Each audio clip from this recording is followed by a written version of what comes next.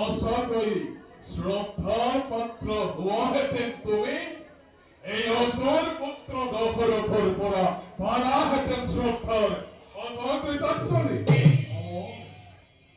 রাজা দশরথ অদ্বৈতবাদী বাৰু কোৱাৰাজন কিয় আহিলা এই গহপতি হলিৰ কাষে? আত্মপরিচয় দিবলৈ। আত্মপরিচয় দিবলৈ? অজৰ পুত্ৰ ৰাজা দশৰথৰ আকৌ আত্মপরিচয়ৰ কিবা প্ৰয়োজন আছে?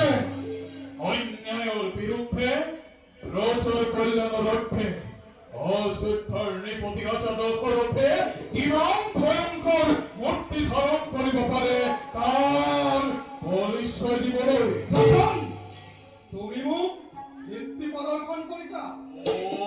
কীৰ্তি প্ৰদৰ্শন নহয় দেৱতা, প্ৰদৰ্শন নহয় প্ৰমাণ দিবলৈ।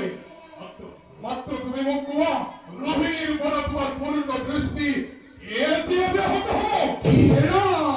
এই গহপতিৰ নেতৃত্বাধীন গ্ৰহপতি আৰু সামান্য মানুহৰ কীৰ্তি প্ৰদৰ্শন এই গহপতিখনি কেতিয়াও বিচলিত নহয়। নেজ লক্ষ্য কৰা গ্ৰহপতি যোৱা এজন এই গহপতিখনিৰ পূৰ্ণ দৃষ্টিৰ পৰা আঁতৰি যোৱা। যাৰ পূৰ্ণ দৃষ্টি শিৱৰ পুত্ৰ হৈছিল মন্তপাত তেহে গহপতিক নিশ্চিতই তপি নাপাওঁ মোৰ প্ৰশ্নৰ সঠিক সবিধান। প্ৰত্যাৱৰ্তন প্ৰত্যাৱৰ্তন অসম্ভৱ মোৰ। বেশ তেন্তে ৰাজা দশৰথ এই গহপতিৰ উপদৃষ্টি জ্বলি পুৰি ভস্ম হ'ব।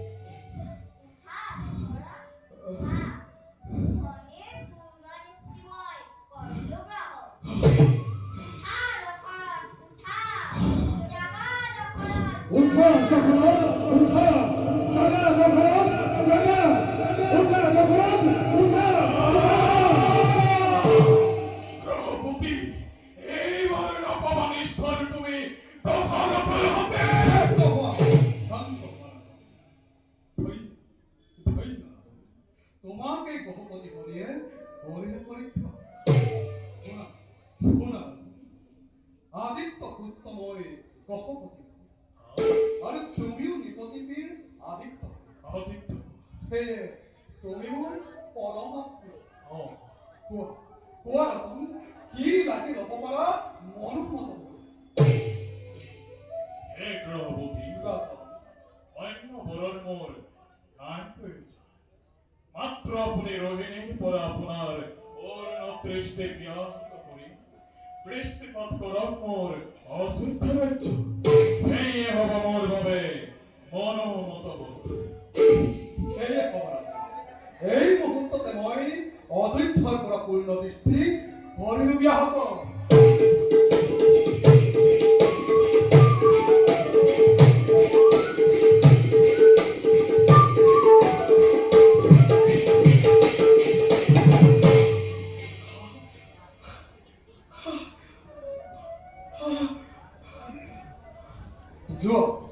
যোৱা ৰাজা দশৰথ আজিৰ পৰা মুখৰ ধাৰে দৃষ্টিপাত হ'ব তোমাৰ অযোধ্যা ৰাজ্য। ময়ো যাওঁ নিজ কৰ্তব্যৰ সমগ্ৰ। ভাল গ্ৰহপতি।